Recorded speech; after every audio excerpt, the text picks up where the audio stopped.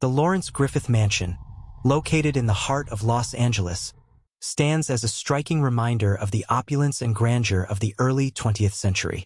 Built by the infamous tycoon Lawrence Griffith, the mansion was once a symbol of his immense wealth and power. Perched high on the hills overlooking Griffith Park, the estate was a lavish retreat for Griffith, who was known for his eccentric nature and larger-than-life personality. Griffith, a self-made millionaire, was deeply involved in the development of Los Angeles, including much of the land that would later become Griffith Park. However, the mansion and the park itself carry with them whispers of a darker side to his life.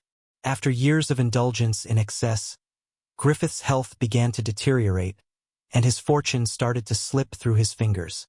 It's said that, in the final years of his life, Griffith became consumed by paranoia, believing that those close to him were plotting to take what remained of his wealth.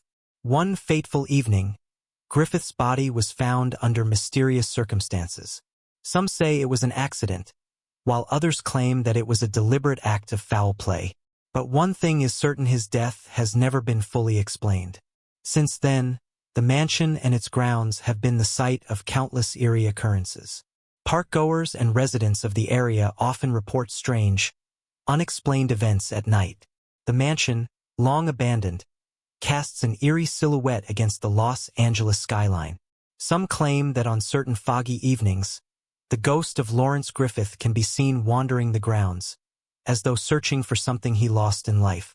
His apparition is often described as a tall, gaunt figure, draped in the long, dark coat he wore in life. He is most often spotted near the mansion's grand staircase or by the large windows that once overlooked the city he helped to build.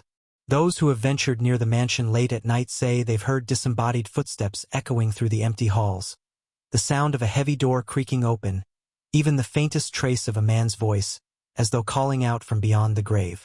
Some say they've even felt a chilling presence, an oppressive weight in the air just before the sun sets, as if Griffith himself still lingers, watching over what was once his empire. The haunting isn't confined to the mansion alone. Griffith Park itself is said to be his domain. People walking through the park, particularly near the areas surrounding the mansion, have reported feeling as if they were being watched. Some even claim to have encountered his spectral figure near the park's iconic observatory, a place that Griffith once frequented.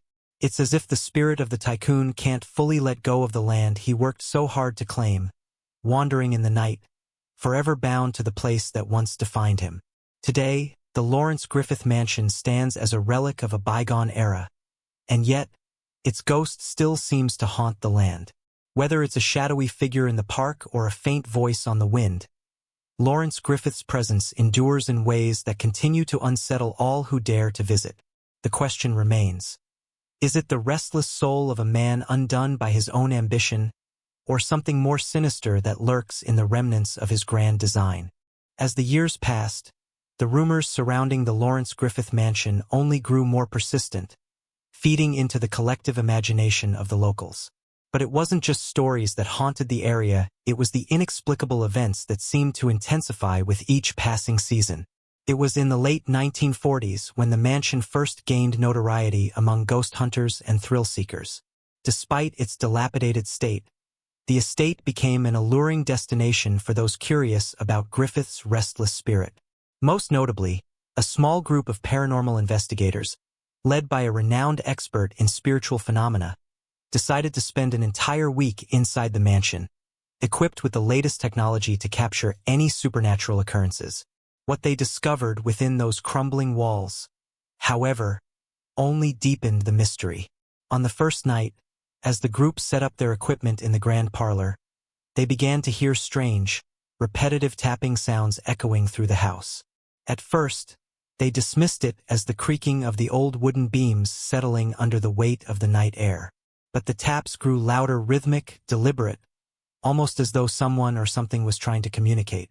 When the investigators investigated further, they found no source of the sound, but the temperature had dropped sharply in the room, chilling them to the bone. As the week wore on, the activity grew more unsettling. On the second night, one of the investigators, a woman named Claire, began experiencing vivid dreams of Griffith himself. In her dreams, She would stand in the mansion's grand hallway, staring into the darkness. And then, from the shadows, a tall figure would appear, his face obscured by a veil of mist. Claire would awaken in a cold sweat each time, but as the nights progressed, the dreams became more intense.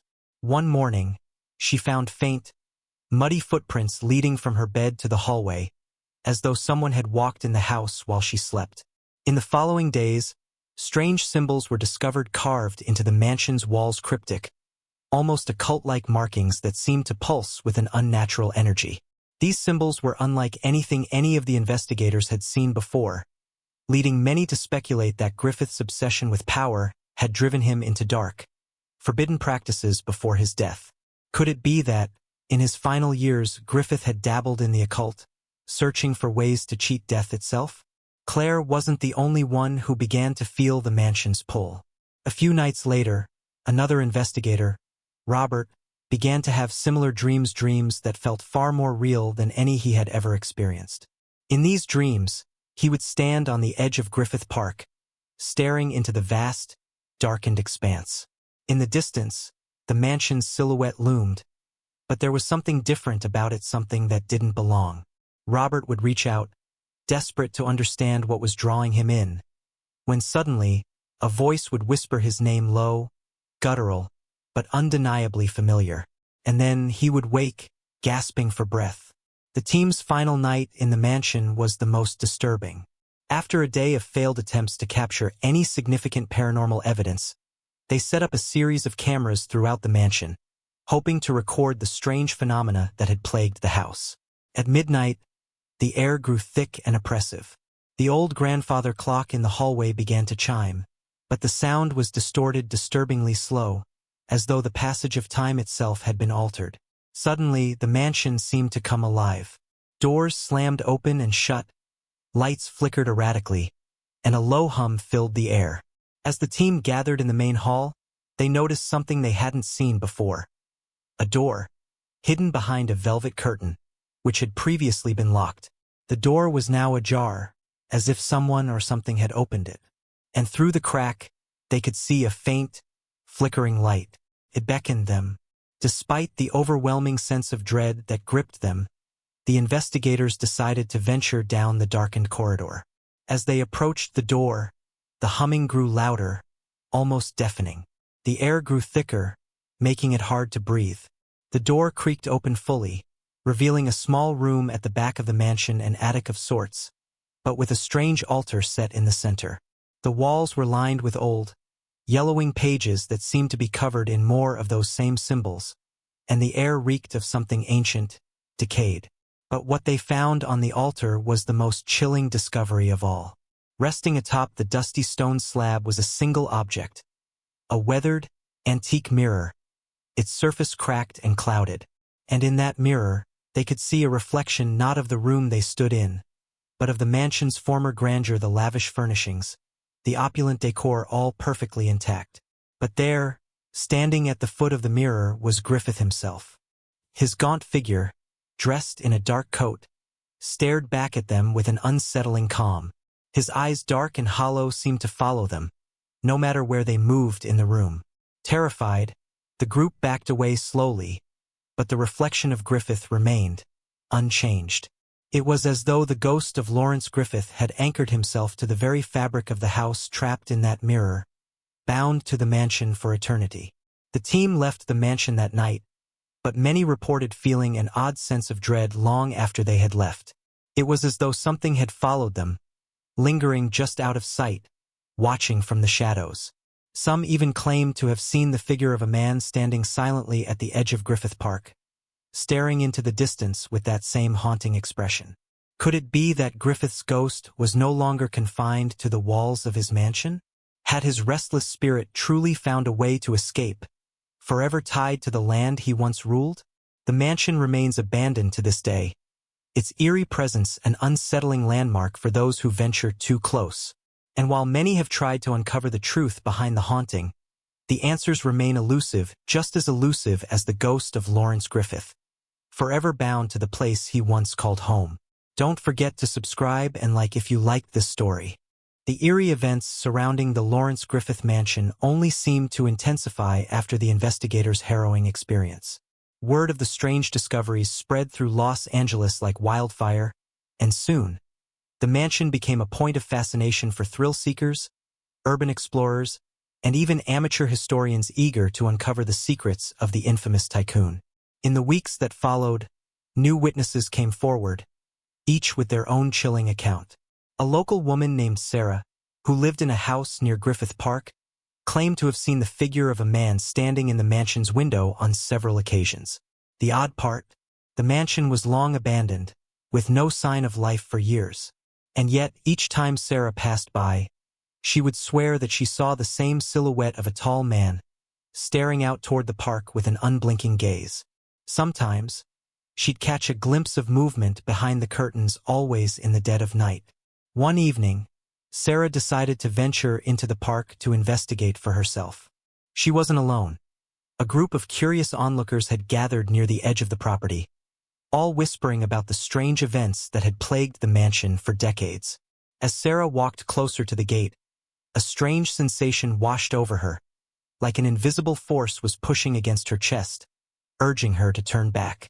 But she pressed on, determined to uncover the truth. When she reached the front steps of the mansion, she hesitated.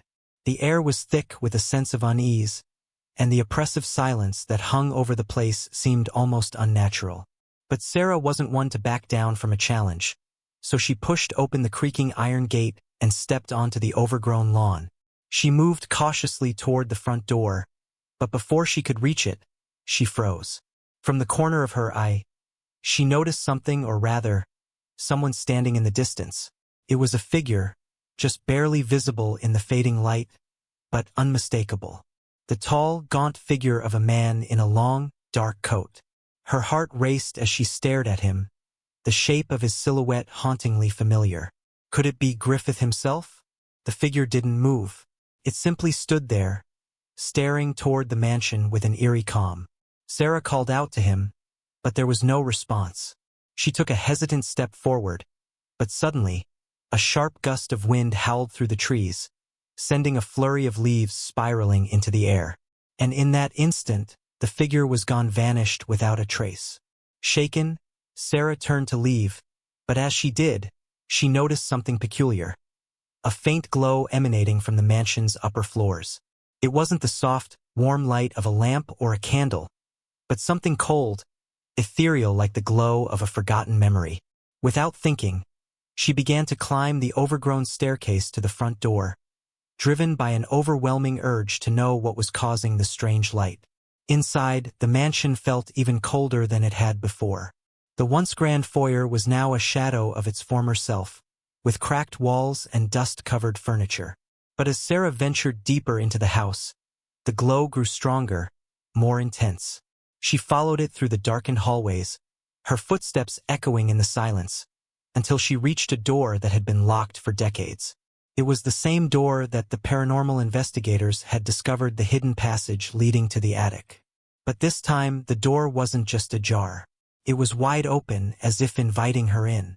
Sarah stepped through, her heart pounding in her chest. The attic was just as the investigators had described, filled with strange symbols and old artifacts. But the most unnerving part was the mirror, the same one the investigators had found, now positioned at the far end of the room. As she approached the mirror, Sarah felt an inexplicable pull. The cold, unnatural light seemed to emanate from the surface of the glass itself, casting long, distorted shadows across the room. She hesitated, but her curiosity won out. Reaching out a trembling hand, she touched the mirror's surface. For a moment, nothing happened. Then, with a sharp crack, the mirror shifted like something inside it was stirring.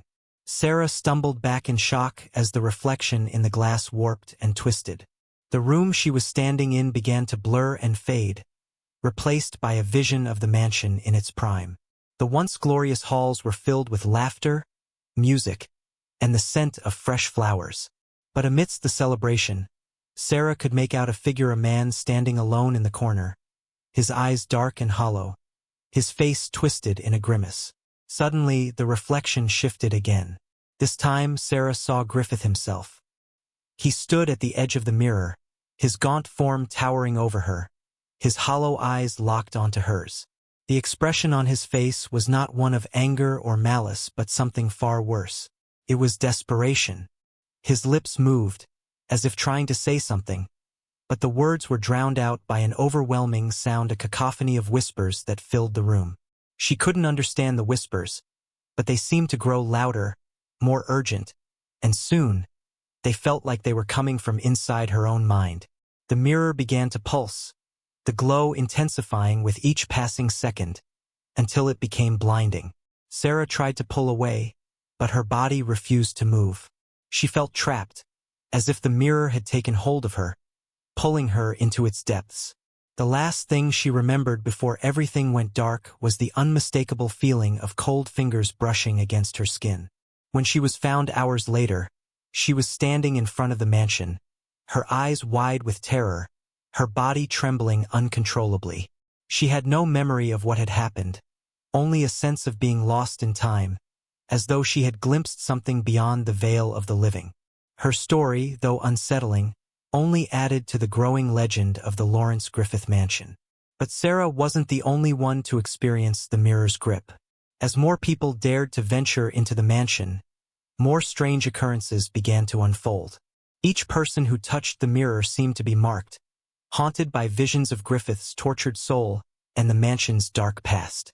Some claimed to have seen the mansion as it had once been, while others found themselves inexplicably drawn to the same door in the attic, the one that should have remained sealed forever. As the story spread, a chilling theory began to take shape. The mansion was more than just a haunted house. It was a prison, a place where the spirit of Lawrence Griffith was trapped, bound by the very magic he had sought to control in life. And that mirror? It wasn't just a reflection, it was a gateway, a portal to another realm, one where the boundaries between the living and the dead were no longer clear. But there was something even darker at play, something that no one had yet discovered. Something that had been waiting, watching, hidden in the shadows of the mansion for far longer than anyone could have imagined. Something that had been whispering in the darkness for decades, just out of reach. And now it was getting closer. The truth about the Lawrence Griffith Mansion was more horrific than anyone could have imagined. As more people ventured into the attic and encountered the cursed mirror, the fabric between the living and the dead grew thinner. The mansion's haunting was no longer just the restless spirit of Lawrence Griffith, it had become a convergence point for forces far older, far darker than Griffith's own ambitions. The whispers in the mirror, once just faint echoes, began to grow louder, more distinct, until they could be heard by anyone who stood before it. They spoke of ancient rituals, of forbidden knowledge, and of the price that Griffith had paid for trying to cheat death. But what he had bargained for was not just eternal life, it was eternal servitude. His soul bound to the mansion and the mirror, forever. As the months passed, those who dared to stay too long inside the mansion started disappearing. First, it was just a few disoriented, shaking with fear, speaking in strange, cryptic phrases before vanishing without a trace. But then, the disappearances became more frequent, and the whispers grew into voices, calling out, beckoning. One night, a group of explorers decided to end the curse once and for all. They planned to destroy the mirror, believing it to be the key to Griffith's prison. Armed with tools and their resolve, they made their way into the mansion, determined to put an end to the terror. But when they reached the attic, they found the mirror and something else. The figure of Lawrence Griffith stood before them, no longer a shadow, but a solid, tangible presence. His once gaunt face was now contorted in a permanent scream, his eyes filled with rage and sorrow. And behind him, the mirror shimmered alive, pulsing with a dark, hungry energy. Griffith spoke, his voice a hollow echo that seemed to come from everywhere at once. You cannot destroy what I have become. I have made a pact, and now so must you.